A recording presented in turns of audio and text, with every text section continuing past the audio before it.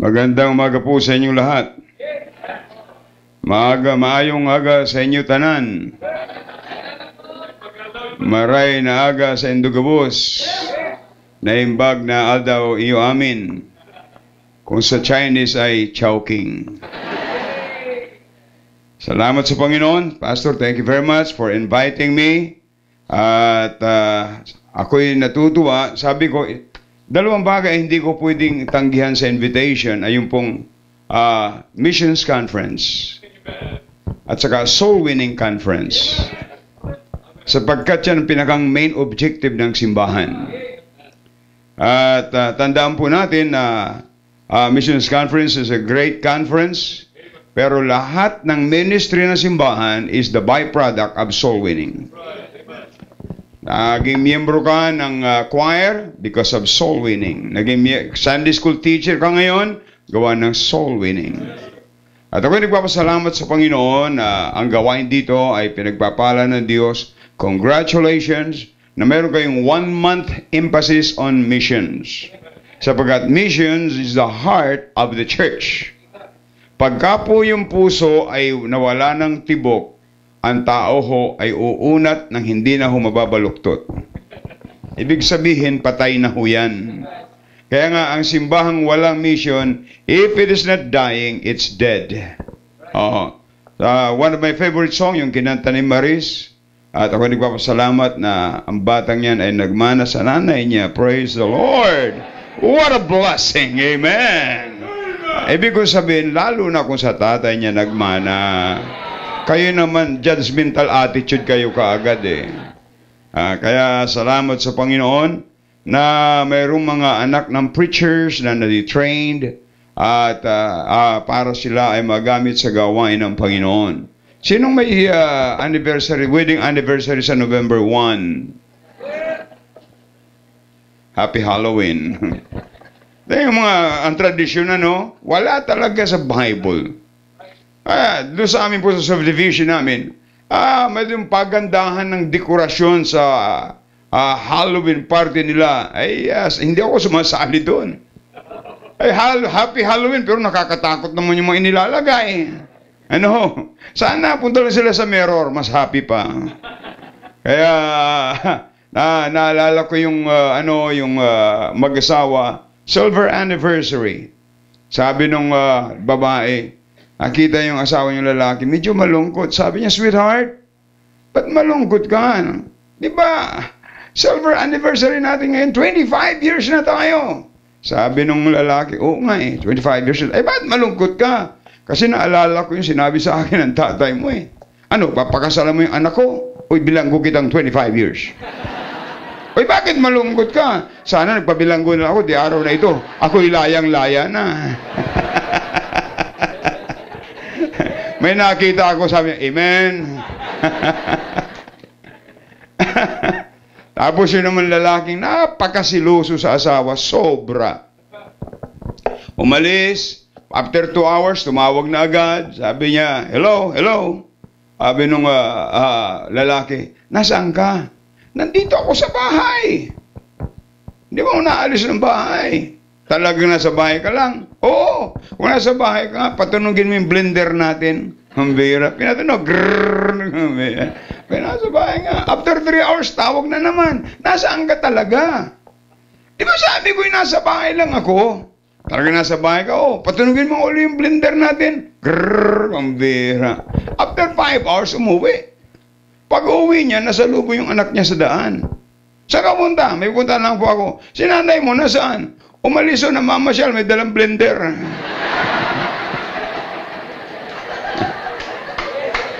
So, nais kong sabihin sa mga tatay, i-check ninyo pag umalis yung inyong asawa kung may dalang blender. Okay! Yan ang gusto ko sa inyo. Pagka-joke, napaka-excited nyo Okay, tayo po yung sa lahat, please. You'll stand up, please. Open your Bible. Luke chapter 19. Luke chapter 19. Luke chapter 19, basahin po natin from verse 1 hanggang verse 10. Okay, basahin po natin responsibly. I'm gonna read verse 1, you read verse 2, hanggang marating po natin ang verse 10. Ang sabi ng Bible, and Jesus entered and passed through Jericho. A man named Zacchaeus, which was chief among the publicans, and he was rich. And he sought to see Jesus, who he was, and could not for the press, because he was little of stature. And he ran before.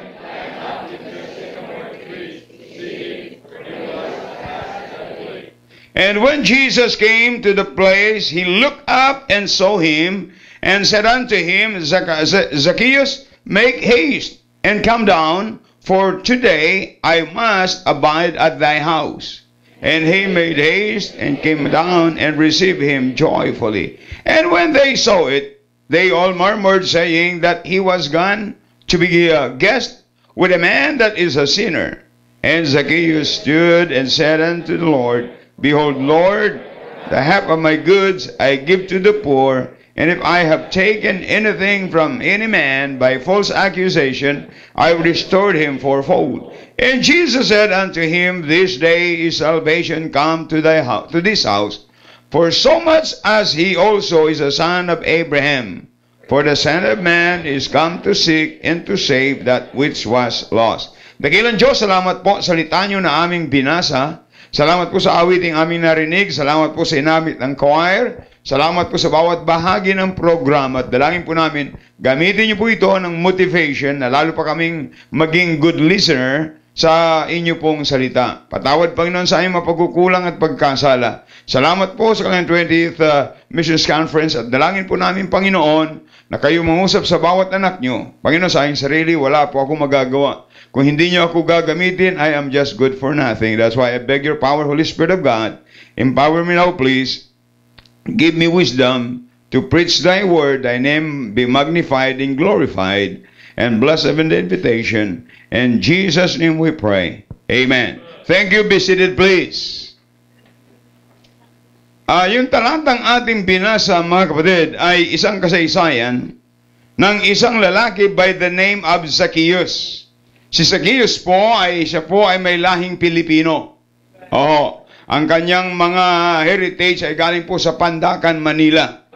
Kasi po, sabi ng Bible ay short in stature. Ano po? At ang kanya pong trabaho ay siya po ay nasa BIR kung sa ngayon.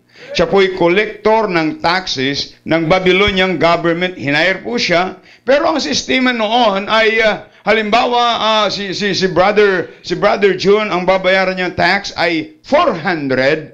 Ang gagawin po ni Zacchaeus ay gagawing 800. The 400 will go to Babylonian government and 400 kay Zacchaeus. Kaya noon pa man ay may corruption na. May corruption na noon. Pero ang isang bagay na napakaganda po dito ay narinig niya yung pangalang Jesus. Nung narinig yung pangalang Jesus, ay nagkaroon siya ng interest. Pero hindi siya makalapit sapagkat siya po ay inalipong bunga ng mga tao. At siya ay isa lamang, ang height niya siguro ay mga 4'11". Ano ho? So, hindi niya makita. So, ang ginawa niya, umakyat siya sa sycamore tree para makita niya ang Panginoon. Can you imagine na tayo ay hindi umakyat sa kahoy para makita ang Panginoon? At ang pinakamagandang objective every time you come to church and every time that you read the Bible, ang ating objective ay makita natin ang Panginoon. We come to church not to see anybody but Jesus Christ. We read the Bible because we want to see Jesus Christ. Opo, at tayo nangangaral ng salita ng Diyos because we want them to see Jesus. The reason that we support missions because we want the whole world know to see Jesus. Just like Zacchaeus. At atin po makita rito ang sabi ng Bible sa verse 6, and he made haste and came down and received him joyfully. Kaya makita natin na sino mang puntahan ng Panginoon, ang laging result ay kagalakan. Ako po ay naniniwala na kayo sasang-ayon sa akin, wala na pong pinakang masaya sa buhay natin, kundi po yung tayo ay nakakilala kay Kristo bilang sariling tagapagligtas, at simula noon, we know 100% that if we die, we are going to heaven. Kaya nga wala pong rason na tayo ay hindi dapat maging masaya. Dapat tayo ay maging masaya. Makita natin si Pablo, sila'y pinasok sa bilangguan kasama si Silas. Alam po natin yung bilangguan ay hindi maganda ang amoy, pero doon sila'y nakatanikala at paa at kangkalang kamay, pero sila'y umaawit ng maawit papuri sa Panginoon. Sila po ay nananalangin at doon sa loob ng bilangguan, sila po ay masaya at doon sa loob ng bilangguan ay isinulat ni Apostol Pablo, rejoice in the Lord always, and again I say rejoice. Nais ko pong sabihin sa bawat mananampalataya, kung kayo ay hindi masaya sa simbahan ito, there's something wrong in your heart. And we need to thank God that we have the freedom to preach the Word of God, because the Word of God, ang sabi ng Bible, it is inspired by God and it is profitable for doctrine, for correction. So let the Word of God correct us. Listen to this. Every time you come to church, you need to go home, never be the same. Amen. Mga kapatid, kung ang pag-uwi mo mamaya ay katulad ka pa rin ng pagpunta mo rito, walang nangyari sa buhay mo. Hindi mo nakita ang Panginoon. You need to see Jesus. You need to see Jesus. At ang sabi ng Bible sa verse 7, and when they saw it, they all murmured, saying that he was gone to be guest with a man that is a sinner. And Zacchaeus stood and said unto the Lord, behold, Lord, the half of my goods I give it to the poor. And if I have taken anything from any man by false accusation, I restore him fourfold. So ating makita dito mga kapatid, una, itong si Zacchaeus ay naligtas. Na-save po siya. Sabi ko sa inyo, wala nang pinakamasayang araw sa buhay natin nung tayo naligtas. Kaya may awitin, it was a grand day when I was born again. The place I used to go, I go there no more. The books I used to read, I read them no more. The clothes I used to wear, I wear them no more. It was a grand day, the Bible says, if any man be in Christ, he's a new creature. All things are passed away. Behold, all things are become new. At ang pinakamagandang nangyari dito, mga kapatid, itong si Zacchaeus, dati naniningil siyang may daya. Kaya mandaraya talaga nasa BIR. Ano ibig sabihin ng BIR? Bigay ito regalo. Noong pa man. Kaya alam niyo, kapatid, ang gobyerno ay hindi magiging maayos hanggang ang mga tao hindi maging honest. Kaya tayo mga Baptist, dapat tayo, kung wala kang income, dapat meron ka man lang community tax. Ang tawag po yan ay sidula. Amen. Kung hindi ka nagbabayad ng sidula mo, magkano lang naman yan? 5 piso ata o 10 piso. Kung wala kang income. Pero pag may income ka, you need to be honest of paying your tax. Amen. Ay sabi ng Bible, let your light so shine before men that they may see your good works. At itong si Zacchaeus, mga kapatid, dati siya po'y naningil na may daya. Can you imagine? Babayaran ni Brother John ay 400, sisingilin ko ng 800, 400 is mine, and 400 to the Babylonian government. But praise the Lord, nasabi dito, kung ako man, kung siya'y maligtas, kung ako man ay nakasingil ng may daya, ibabalik ko ngayon ng 4 times. Halimbawa si Brother John, siningil ko ng 800. Nung ako ay naligtas, ibabalik ko sa kanya ng times 4. Can you imagine that? 800 siningil ko sa kanya, ibinili ko sa kanya ng times 4, that is 3,200. Ang ibig kong sabihin, mga kapatid, ang makita natin dito, after na ang tao ay maligtas, yung attitude towards money ay nababago. Amen! Sino ba ang gustong magbigay talaga ng pera sa church? Wala ho! Kaya nga noon, ang bigay nyo noon sa inyong simbahan, piso-piso. Akala nyo okay na yon. Pero nung tayo maligtas, meron po tayong pattern. Meron tayong manual ng ating buhay. After we got saved, the manual of our life is the Word of God. Ito'y mapapakinabangan sa pagtuturo. Hindi lamang salvation tinuturo po nito, hindi lamang baptism, hindi lamang the importance of prayer, hindi lamang the importance of the local church. Ang Biblia ay nagtuturo na ito po ay kinakailangan tayo mayroong responsibility sa simbahan. Listen to this. Kung ikaw ay isang ama ng pamilya, meron kang tungkulin sa iyong pamilya. Sabi ng Bible, train up a child in the way he should go.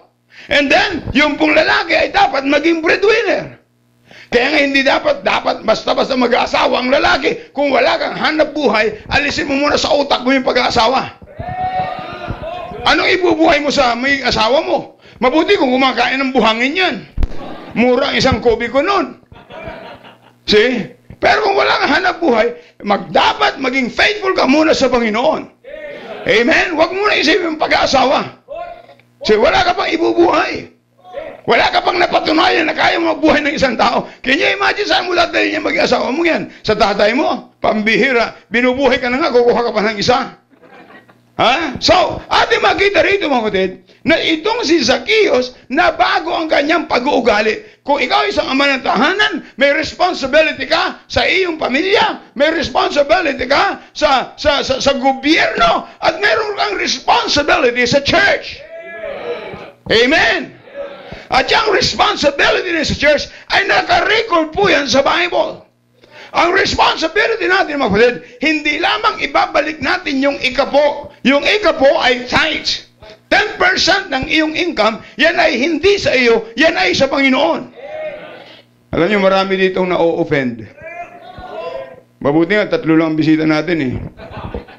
Pero hindi sila na-offend. Yung mga members ang na-offend eh. Ha? Alam niyo, hindi ka pwedeng maging faithful sa Panginoon sapagkat ang basic ay tithing muna. Pag hindi mo yan ibinabalik sa Panginoon, wala ka pang giving talaga. Wala pa. Ibalik mo yan. Ang utos yan ng Panginoon. Sabi ng Bible, kung kayo may Biblia sa Malakay, yan ang lahat ng ayaw niyong basahin. Yung Book of Malakay. Pero hindi niyo alam na kayo magkikita niyan sa langit.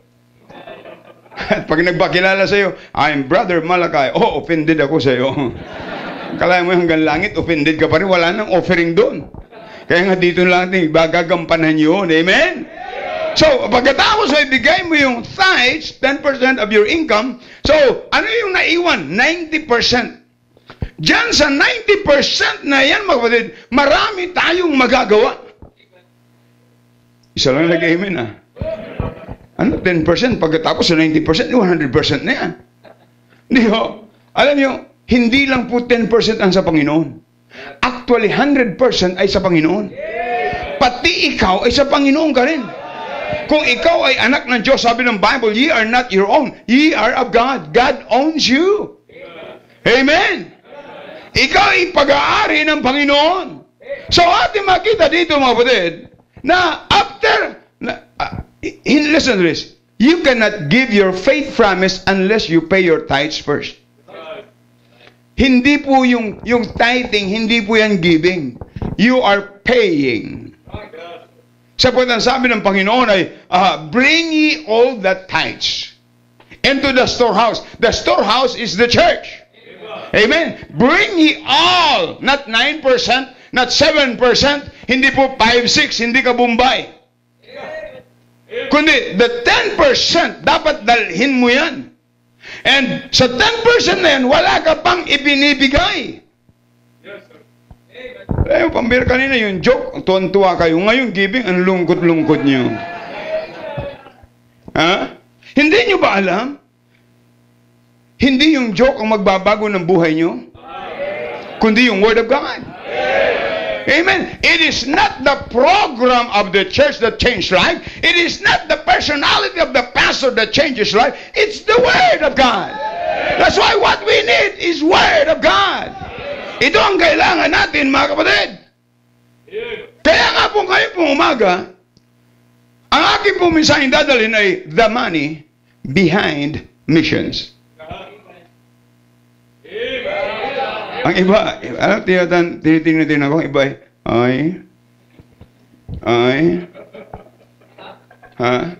listen to this. Hindi ko to ituturo sa inyo dahilan sa interesado ako sa pera nyo. Ituturo ko to sa inyo kasi interesado akong pagpalain kayo ng Panginoon. Sapag sabi ng Bible, binasa kanina, sabi ng Bible, God loveth a cheerful giver. Amen. God loveth a cheerful giver. So, the question this morning is this: will God meet the need of those who give to missions? Will God meet the needs of those who give to missions? Namimit niya ba ng Panginoon? Tingnan natin pa mga kapatid. Si Abraham, ang sabi ng Bible, open your Bible in Genesis 22 and verse 1 to 13. Genesis 22. Ang bilis ng oras, alas 9:30 na. Genesis chapter 22 and verse 1 to 13. Ang sabi ng Biblia ay ganito po. And it came to pass after these things, and God did tempt Abraham and said unto him, Abraham, and he said, Behold, here am I. And he said, Take now thy son, thine only son Isaac, whom thou lovest, and get thee into the land of Moriah, and offer him there for a burnt offering upon one of the mountains which I will tell thee. And Abraham rose up early in the morning. I like that praise, ano? And Abraham rose up early in the morning. Kaya hindi siya nalilate. Marami mga Baptist late. Why? They wake up late. Bakit? Sapagkat nung Sabado'y puyat na puyat sila kapanood ng television. Dapat yung Sabado ay preparation, mga kapatid. You go to bed early and you wake up early and come to church joyfully. Amen? So, ating makita po dito, mga kapatid, na itong si Abraham, pag inag-aralan nyo, ay itong si Abraham, mga kapatid, sa Hebrews chapter 11, ay siya'y inutusan ng Panginoon na pumunta, umalis sa kanyang lugar. At siya'y pumunta sa lugar na hindi niya alam. Pero alam niyo, mga kapatid, Abraham obeyed. At hindi niya alam kung saan siya pupunta. Ang sabi po ni Abraham, Panginoon, saan ako pupunta? Sumunod ka lang sa akin. Tandaan natin, if we learn to obey God, hindi niya tayo dadalhin sa lugar na ikapapahamak natin. Kundi sa lugar na kung saan tayo ay kanyang pagpapalain. Hindi niya naunawaan. Siguro sabi ni Abraham, Panginoon, hindi niyo ba pwede akong pagpalain dito sa aking hometown? If you want to bless me, you can bless me here. Sabi niyo, Panginoon, gagawin niyo akong big nations. You can make me a big nation out of here. Bakit kailangan pa akong umalis? Pero ang sabi ng Bible, wala siya, hindi siya nagreklamo. Pero ang kanyang sinabi, Yes, Lord. Ating makita si Abraham ay sumunod. Alam niyo ba, maging missionary ay hindi, it's not an easy.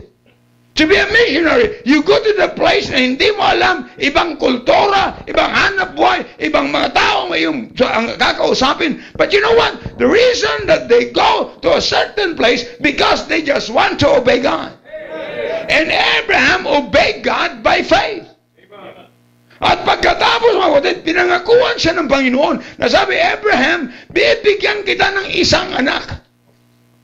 Nung sinabihan ng Panginoon, alam niyo how many years yung gap bago sila binigyan ng anak na hindi maniwala. Alam niyo kung ilang taon? 25 years. And after that Isaac was born, God told him, Abraham, take thy son, thine only son, at ialay mo siya sa akin. Pero tandaan natin, can you imagine? After 25 years, binigyan ng anak. Nung mabigyan ng anak, i-offer. Ano ba yan? Hindi niya maunawaan. Pero wala siyang ginawa kundi sumunod sa Panginoon. Well, hindi lahat ng bagay sa Biblia mauunawaan natin. Pero dapat natin sundin. Ang marami mga kabataan ngayon ay hard-headed. Gusto muna nilang maunawaan bago sila sumunod. Pero bakit pag kayo napunta sa doktor at pag kayo nagpakonsulta, ang sabi ng doktor, ito ho, bibili mo ito yung antibiotic, i-take mo ito 3 times a day. Itong amoxicillin. Tinanong mo ba yung doktor, anong mga ingredients, dok, ng amoxicillin na yan? At ilang mga micrograms bawat element niyan? Hindi mo yan tinatanong. Anong ginagawa mo? Punta ka sa Mercury, bili mo ng gamot, iniinom mo. Hindi mo alam kung anong naroon sa loob. Why? You just obey the doctor. Because you trust the doctor. I would say this, I would trust God rather than the medical doctor. Amen! Kaya ating makita rito, nung si Abraham ay sumunod, nung iaalay niya si Isaac, sabi ni Isaac, behold the wood, behold the fire, but where is the lamb? Ano sabi ni Abraham? Jehovah Jireh, God provide. And then sa chapter 22 ng Genesis, makita natin sabi ng Bible, Abraham, nung siya'y sasaksakin, akalain mo, naggawa na ng altar, inilatag na, pagkatapos pinahiga na si Isaac, tapos kinuha na yung kutsilyo, ay anak niya yun. Pinangakuan, after 25 years, saka nagkaanak. Tapos iaalay, tapos sasaksakin lang. Di ba? Ano sasaksakin na? Kaya mo yun. Pambira, hindi kaya ni Pastor Arnold na si Tim ay sasaksak. Hindi ko kayang gawin Kim Il-jung yun. Doon sa manugang ko, siguro 2 kutsilyo pa.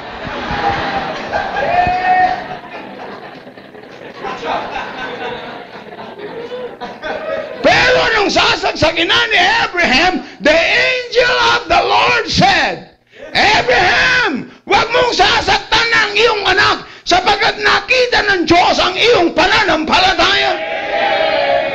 And because of that, makita natin mga kapatid, si Abraham, God said, I will multiply thy seed. Padadami ko yung binhi na kasindami ng buhangin sa dagat. Don't you know that we are the seed of Abraham? Why? Because he gave. Amen. Then God loveth a cheerful giver. Amen. Can God provide the need of those who give to mission? Alam niyo mga kapatid, kung ang mga miyembro sa San Pedro ay naging kuripot, walang gawain dito. Kung ang miyembro doon sa Octagon Bible Baptist Church kay Pastor Baker ay naging kuripot, walang gawain sa San Pedro. Alam niyo mga maraming Kristiyano, mga kuripot, hindi interesado sa giving. Interesado sila sa receiving. Pero sabi ng Bible, it is more blessed to give than to receive. Can God provide the need of those who give to mission? Can you imagine? Sa isang anak na ibinigay ni Isaac, millions of Christians. Sabi ng Bible, seed of Abraham. Kaya meron tayong kantang, Father Abraham has many children. Many children has Father Abraham. You are one of them, and so am I. So let's just praise the Lord. Amen. Huh? Ikaw ibinhi ni Abraham. Salamat sa Panginoon na hindi niya tinanggihan. Sunod lang siya ng sunod. Mga kapatid, kung naniniwala kayo na simbahan ito'y simbahan ng Panginoon at ang pastor niyo tinawag na man of God, wala kayong gagawin kundi sumunod. Sapagkat dalawa lamang ang tinawag ng Diyos sa simbahan, leader and a follower. The leader must be a good leader and the follower must be a good leader, equal success. Amen! So, God provide for Abraham's obedience. And then, hindi lamang po yun, the Lord blessed Hannah abundantly for his sacrifice. For her sacrifice. Alam natin yung history about Hannah and Elkanah. Sila ho ay parehas ng matanda. Wala nang pag-asang mga anak. Pero alam niyo, nag-sacrifice sila. Ang sabi ng Panginoon, bibigyan ko sila. Sabi, Panginoon, bigyan niyo kami ng isang anak na lalaki. At pag ibinigay niyo kami ng isang anak na lalaki, ay aming ibabalik sa inyo. Alam niyo, pinakinggan ng Diyos na ang pangalan ng anak ay si Samuel. And who was Samuel? Samuel was a prophet. At sino si Samuel? Siya po ang ginamit ng Diyos para i-anoint si David na maging king of Israel. Yes, sir. Amen. Kaya kailangan natin ngayon ng mga Hana na sana po ang inyong mga anak ay sinabi niyo, Panginoon, aming ibibigay sa inyo para mag-anoint o maging prophet o maging preacher o maging missionary o maging full-time sa gawain ng Panginoon. And you look at because they gave Samuel to the Lord, get back to the Lord, and God blessed him and God used him to anoint David to be the king of Israel. Yes, sir. Amen. Alam niyo, nakakalungkot sa mga simbahan eh. pagka-dedication ng mga bata, maraming ihahandog yan. And they're just after the certificate. Listen to this. Certificate will not change your child. Ang kailangan ay ang mga magulang, you trained your child. Train up a child in the way they should go. And when he is old, he will not depart from it. Kaya tungkulin po yan ng tatay. Listen to this. Pagka ang anak niyo po ay napahamak, ang responsable po niyan ay yung tatay. Sapagkat yung tatay, hindi niya ginamit yung leadership na binigay sa kanya ng Panginoon. Kaya nga, ang tanong ko sa mga tatay, anong impluensya meron tayo sa ating mga anak? Oh! Teka muna, meron natutulog dun. Nagtataka ako, sa lakas ng voice ko ito, nakakatulog pa sila. Thank you very much. Opo. When we come to church, we come in to get in. Amen. We need the Word of God. That's right. Amen. You need to take advantage of this. While you are in church, mamaya hindi nyo na ito maririnig. Mamayang gabi, hindi nyo na makikita ang magandang lalaking ito. Kaya kung gusto yung picture, mamaya, okay. So itong si Hannah, ginamit na po their sacrifice. Look at Abraham because of his obedience. Hannah and Elkanah. Alam niyo po ba mga kapatid? Sa akin po, alam ko ibang mga pastor, mayroon paniniwalang iba na ang kalang faith promise, pag mangangako ka, Lord, I'm gonna give every week 100 pesos, pag ako'y binigyan mo. Pero pag hindi, wala akong ibibigay. Hindi po ganun ang aking faith promise. Ang faith promise ko, patulad po kay Abraham. Si Hannah at Elkanah, wala pa. Panginoon, pag binigyan niyo kami ng anak, ibibigay namin sa inyo. Wala pa yun. Pero maganda yung kay Abraham. Both. Pareho maganda. Pero mas maganda yung kay Abraham. Sapagkat ang ibinigay niya, yung nasa kanya na. Ang ibig sabihin, binalik mo na yung 10%, may 90% ka pa. Out of 90%, you get a certain amount na you trust God. Kasi po, ang ibig sabihin ng faith, kung titingnan nyo ang definition ng faith, faith is the evidence of things, hope of, ano ba yun? Substance of things, the hope for, the evidence of things not seen. Wow! Amen. Praise the Lord. So, pag sinabing faith, alam niyo ba yung faith dyan? Faith means, faith is the foundation. The word evidence is our belief or conviction. At kaya, ibig sabihin ng pananampalataya, faith is our belief or conviction that God will do His promise. Ang ibig sabihin, pananampalataya, mga kapatid, yan ay pundasyon ng ating paniniwala na gagawin ng Diyos ang kanyang ipinangako. Sapagkat ang sabi ng Bible, the just shall live by faith. And God will take care. Look at Abraham. God take care of him. Yes, Amen. Ibig sabihin, by trusting God, when you believe on me, you trust me. Kaya sabi ng Bible, trust in the Lord with all thine heart. Hindi sinabing, understand the Lord with all thine heart. Trust, faith. Faith is the foundation of our conviction that God will do His promise. Amen. Why? Because God is a righteous God. Pag sinabing ang Diyos ay righteous God, He will never do wrong to you. Amen. Yes, sir. Amen. Amen. Kaya nga po, nakakalungkot, maraming Kristiyano hindi nag-involve sa mission because of lack of faith. Why their lack of faith? Because they never hear the Word of God. Faith cometh by hearing, and hearing by the Word of God. Can you imagine? Every Sunday, may Sunday school. If you attend Sunday school and then preaching service, in one year, 52 Sundays. So you have 52 Sunday school lesson, 52 preaching, that is 104. Pag umatin ka ng hapon another 52, that is 56. And then plus Wednesday night or Thursday night, So that is 208 messages. Ba't ganyan pa rin buhay mo? Ba't ganyan pa rin buhay mo? Para bang hindi lumalago? Dapat matuto tayong lumago. At ang paglago ng Kristiyano, it's a miracle. Pag sinabing miracle, ito ho yan eh. Dapat mabuhay ka sa mga bagay na hindi mo nauunawaan.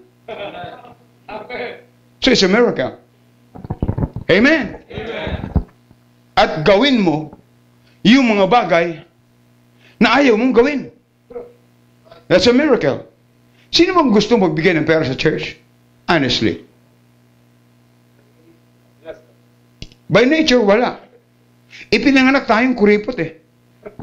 Paglabas natin sa bahay, bahay bata ng ating ina, sigaw tayo, ganyan talaga eh. Kuripot! Kaya pagkatapos, pag lumalaki ba, tinuturuan natin, di ba? Open, close, open, close. Tuwan-tuwa tayo sa bata, pero ikaw hindi ka natutuwa. Tinuturuan ka ng Biblia, open your wallet. Minsan nag-usap yung mga papel at saka mga barya. Sabi ng papel, sabi ng tigwa 1,000, kayo mga barya, saan kayo galing? Baptist Church. Ang ingay nga namin dun eh. Pero masaya kami, ang ingay namin. Doon kami galing sa Baptist Church. Ay tinanong ng barya yung mga papel, yung 1,000. Saan kayo galing? Doon din kami galing sa bahay ng Baptist. Pero inilagay kami doon sa ganun na kwarto at ang dilim-dilim sa loob. At mayroon pa kaming padlock. Hindi kami makaalis-alis. Sa bolt sila inilagay. Sa bagay, totoo yun. Minsan yung pera natin sa bulsa, nag-uusap-usap. Sabi ng 20 pesos, ako ang ibigay mo. Sabi ng 50, hindi, ako na lang. Sabi ng 200, ako na lang. Sabi ng 1,000, ako na lang. Sabi ng may wallet, uy, tumigil ka, 20 lang daw eh. So, then, hindi lang po yan. Not only God provided for Abraham's obedience, not only the Lord blessed Hannah abundantly for her sacrifice, but you look at in 1 Kings chapter 17, verse 10 to 16. Alam niyo yung kasaysayan about the Syrophoenician woman? You remember that? No, si Elijah ay sumusunod sa Panginoon. Pagkatapos pumunta si Elijah doon sa isang lugar na wala ng pagkain. Anong ginawa ng Diyos? Sapagkat si Elijah ay sumunod, nagpadala siya ng pagkain ng tinapay. Sinong nagdala? Uwak. Pinakang maruming ibon sa balat ng lupa ay ang uwak. Pero yun ang nagdala, hindi lamang tinapay. May palaman pa. Pag ang Diyos ang nagbigay, kompleto. Amen. May palaman pa. Yun ang unang hamburger nung panahon ni Elijah. Amen. Ayan, Diyos, pag nagpadala, kompleto. Pero pag tayo nagbigay, hindi kompleto. Binabawasan pa ngayon 10% eh. Sinasabi niya, Panginoon, pwede ko bang utangin to? May nagtanong sa akin, Pastor, pwede bang utangin yung tithes? Sabi ko, hindi mag-apply ka ng loan sa Diyos kung ikaw aaprobahan. Ay, sasabihin, hindi ko lang ibibigay yung tithes, sa linggo lang, dudublihin ko. Kasi nungalingan niya, kapatid. Ay, yung hindi duble, hindi mo maibigay, pagkain duble. Ano ka ba? Yes, sir. Ay, yung 1,000, hindi mo maibigay, pagkain 2,000. Ibalik mo, ibigay mo para sa Panginoon. Amen? Ay, din ninyo, pagkatapos nung siya mo walang pagkain, ano sabi ni Elijah, Panginoon, anong gagawin ko? Pumunta ka doon sa Syrophoenician woman. Sabihin mo sa kanya na igawa ka ng tinapay. So pumunta doon. Man of God, sunod lang, sunod. Sabi ng sa babae, sabi ng Diyos ko, igawa mo ako ng tinapay. Baptist talaga, ang tapang magsalita, no? Hindi siya sabi, may mga sobra-sobra ka ba dyan? Baka pwede sa akin. Di ba ganyan ang mga Baptist, kung ano yung mga sobra-sobra, yun lang ibibigay. Yung mga tira-tira. At sabi mga tiranyaki daw, yung tiranyaki. Yung mga tira-tira. Kaya nagbabudget yan. Ito sa pagkain, ito sa damit, ito sa apartment, ito sa electric bill, ito sa water bill. Ang natira, 75 pesos, Lord. Sorry ha. Out of 5,000. 75 lang natira. Ito lang sa iyo. Tanong, pag kayo kumakain sa bahay nyo, Ha? At may tira kayo, kanino ibinibigay? Sa aso. Kaya ang trato ng maraming Kristiyano sa Diyos, aso. Tira-tirahan lang ibinibigay. Kaya bibigay yung buhay pag matanda na. Pag na-stroke kayo, bibigay ko ng buhay ko sa Panginoon.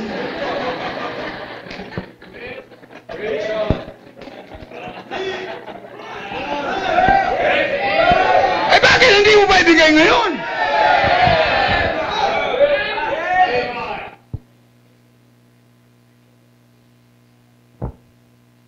O ito si Elijah, wala nang pagkain, pinapunta doon. Ang sabi ng babae, the Sarepta woman sabi, wala po na kaming harina. Wala na, ito na lang. Mamumulot nga ako ng patpat para igatong ko, lulutuin ko itong tinapay na ito. At pag naluto ito, ito ang pagkain namin mag-ina. At pag nakain namin ito, wala na at kami mamatay na. Sabi ni Elijah, nakikinig ka ba sa akin? Sabi ng Diyos ko, igawa mo ako ng tinapay. Sumunod si Elijah sa Diyos niya, sumunod yung babae sa man of God. Nagluto ng tinapay, at pagkatapos ibinigay sa man of God, ano sabi ng Bible, hindi na ubusan ng harina, at hindi na ubusan ng langis. Listen to this, you cannot outgive the Lord. Proven na po yan. Hindi na po yung eksperimento. Yan po yung nasa Bible. Alam niyo kung sino yung mga kuripot, yung mga unfaithful, yun ang laging walang pera. Yes, sir. Eh kung tutusin ang Kristiyano, dapat mangutang eh. Alam niyo, by the grace of God, ang iningatan ko po sa San Pedro, at maging ako'y nandito po, ang iningatan ko po, yung utang. Wala po akong, doon sa isang hardware, ay millions ang kinuha naming materialis. Pero wala akong bouncing check dyan. Alam mo, nagbigay ng note yung hardware, sa lahat daw na simbahan na umutang, kasi Kristiyano yung may-ari. Kami daw po ang good payer. Meron yung iba na, 300,000 binabayaran.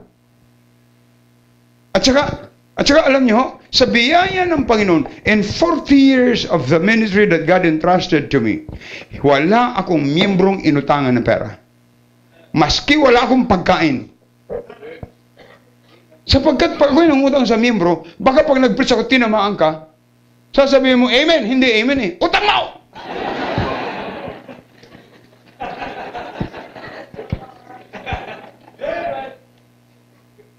By the grace of God. Pero hindi ako pinabayaan ng Panginoon. Binata ako nagpastor, ang support ko yung 5 piso isang linggo. Hindi ako pinabayaan ng Panginoon. Nagutom kayo, siyempre tao din ako eh. Pwede naman i-adjust yung sinturon eh. Pag gutom ka, i-adjust mo. I-adjust nyo lahat kasi 2 oras pa tayo. Pag in-adjust mo yun, parang busog ka pa rin. Amen? At mas magandang mag-preach sa gutom. Kasi yung mga gutom, nakamulaga. Pero pag busog, inaantok. Kaya maganda yung gutom, nakamulaga. Hindi ko lang alam kung nag-absorb pa.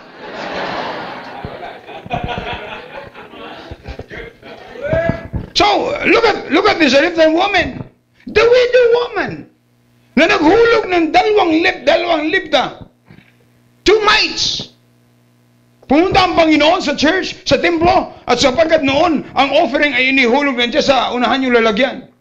Sabi siguro mayayaman, hey, praise the Lord, nabalita namin darating ang Panginoon. Panahon na para ko ipakita sa Panginoon. Ako'y milyonaryo at magbibigay ako ng 1 million. Yung isa, 500,000. Yung isa, 300,000. Pagkatapos dumating yung babaeng balo. Ang ibinigay, 2 sentimo lang o 2 lipta. Ay, ang Panginoon pumunta sa unahan. Nag-observe ako ng inyong pagbibigay. Siguro sabi ng mayaman, pagkakataon na maririnig kong pangalan ko sa Panginoon.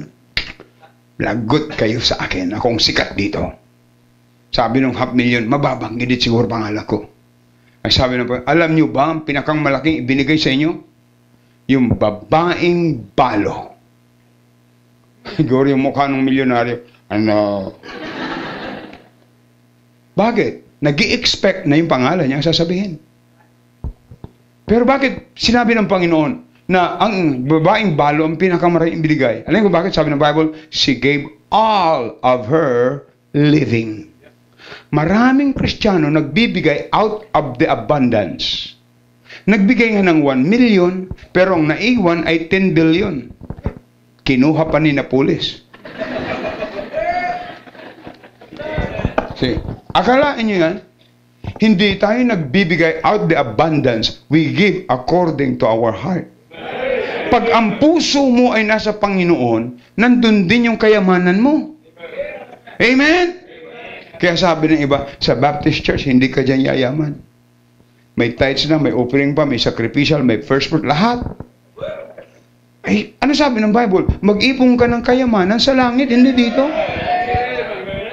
Pag nag-ipon ng kayamanan dito, nasilip ng BIR, tapos ka. Tax evasion. Oh, mabuti nga, hindi kasi nisilip ng Diyos. Tithes evasion. So, ano magiging kapatid na? Ito'y blessed ng Panginoon because she gave all of her living. Sino sa inyo dito, by faith, na inubos yung inilagay sa offering basket yung inyong pera at nagtiwala ka sa Panginoon kayo pagkapalain? Meron akong ikikwento sa inyo. Isang church worker, nag-preach, pinag-preach ko yung isang preacher na siya ho ay talagang nag-preach siya na wala siyang kasupport-support. Pumunta dyan, sa amin nakatsinilas. Devotion yun, Saturday morning. Sabi niya, sabi ko, wala kang sapatos? Wala ho eh. Sabi ko, sige, mag-devotion ka. Pagkatapos nag-devotion siya, sabi ko, mga kapatid, alam kong lahat nandito ay mga workers, pero ako iniwala na tayo magbibigay para magkaroon sapatos. Gusto ko itong ibiling 2 sapatos. Isang kaliwa at saka isang kanan. Sabi ko, 2 pair. Tayo ay mag-special offering. Alam niyo, may isang worker ng simbahan, yung kanyang pera, pamasahin na lang.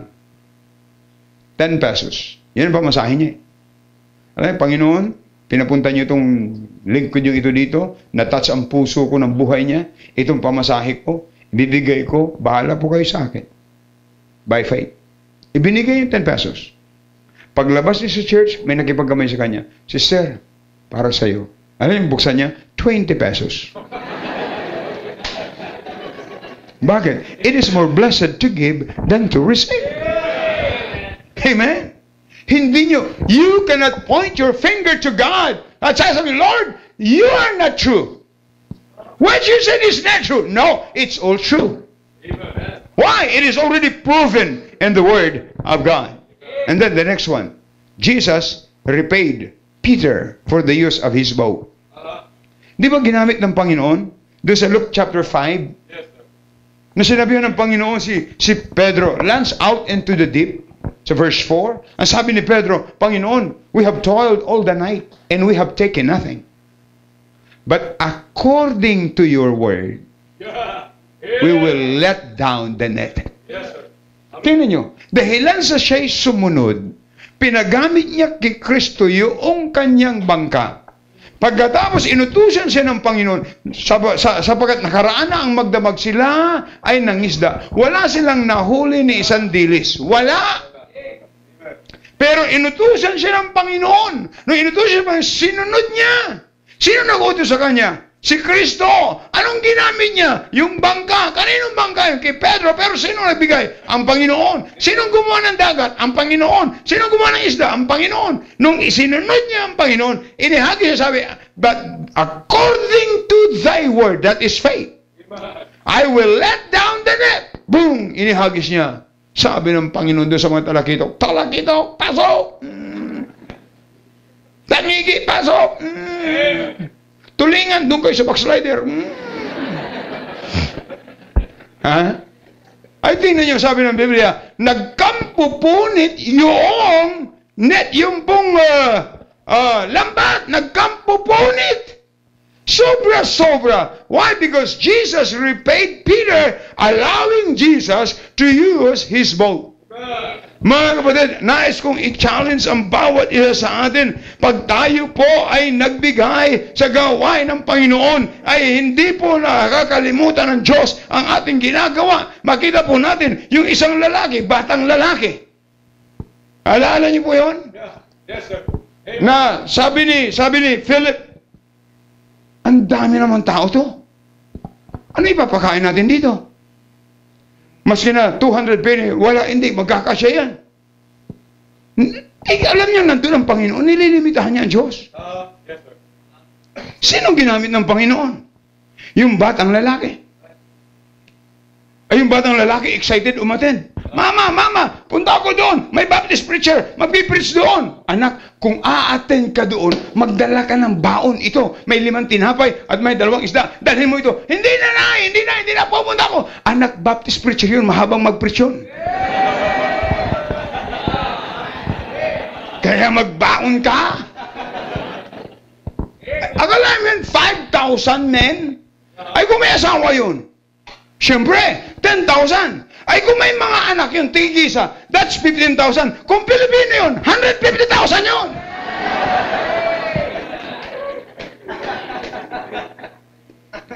Pero alam nyo, ibinigay ng bata yung kanyang lunchbox. 5 tinapay, 2 isda. At sabi ng Bible, and Jesus blessed. Bless niya. Alam niyo mga kapatid, hindi ka ibibless ng Diyos hanggang wala ka pang ibinibigay. Yung bata, ibinigay niya para mayroong i-bless ang Panginoon. Hanggang yung pera mo yun na dyan sa pitaka mo, hindi i-bless. Ilagay mo sa gawain ng Panginoon, i-bless yan. Can you imagine, out of 5 loaves and 2 fishes, they were able to feed about 5,000. Nakarecord sa Bible, pero yun ay sobra. Pero alam niyo po, may sobra pa rin. Ilan ang sobra? 12 tiklis. 5 tinapay, 2 isda, ang sobra 12 tiklis. Kaya nga miracle yun eh. Tanong, kanino ibinigay yung 12 tiklis? Hindi po sa disciples. Doon sa bata. Bakit? Yung bata ang nagbigay eh. Ay sabi ng Bible, magbigay ka at ikaw ibibigyan. Yung bata ang nagbigay. 5 tinapay, 2 isda. No, umuwi. 12 tiklis. Sabi ng Panginoon, kayo ha. Yan, 12 yan. Sobrang. Dalhin nyo doon sa bahay ng bata. Samahan nyo, tigigisa kayong tiklis. Alam mo, 12 alagad, tagabit-bit lamang ng bata. Sabi siguro ni Pedro, sana nagkaroon din tayong pananampalataya katulad ng batang ito, hindi tayo padaladalang ganito. Ha? God bless them. Listen to this. Wag nating kalimutan mga kapatid, ang principle ng Bible. Sa Luke chapter 6 verse 38, magbigay ka at ikaw ay bibigyan. Siksik, liglig, umaapaw. Amen. At sabi ng Bible sa Hebrews chapter 6 verse 10. Ang sabi ng Biblia, open your Bible please.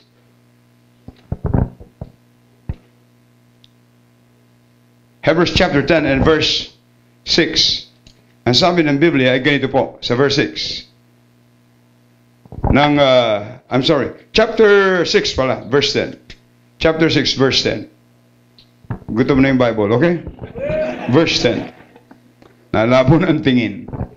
For God is not unrighteous to forget your work and labor of love, which ye have showed toward His name, and that ye have ministered to the saints, and do minister.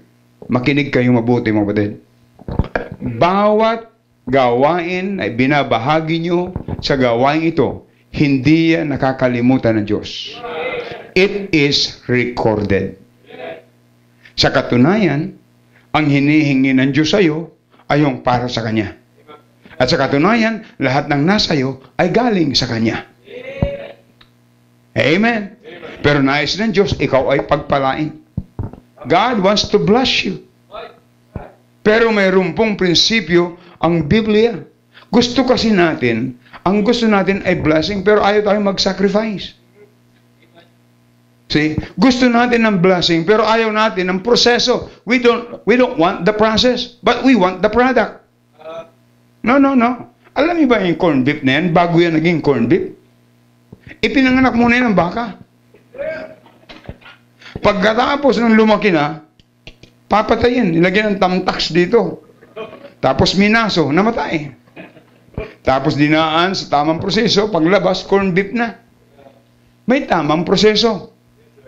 Alam niyo kapatid, para kapag palain ng Panginoon, sundin mo yung Bible method, yung tamang proseso. At pag sinunod mo yan kapatid, pinakamasayang buhay ang buhay mo Kristiyano. At sasabihin ko sa iyo na ang buhay mo ay magiging impluwensya sa iba. May bisita po akong Brazilian. Ang Brazil, saradong Katoliko din yan dati. Dating kaunti lang ang missionaries doon. Ngayon, meron silang mahigit na 4,000 churches sa Brazil. Now, they're sending missionaries. Na-send out sila dyan sa East Timor. Magkapatid. Andun sa akin ngayon. Hindi sila marunong masyado mag-English. Marunong, ang Portuguese kasi ang language sa Brazil. Pero ako nawa sila ng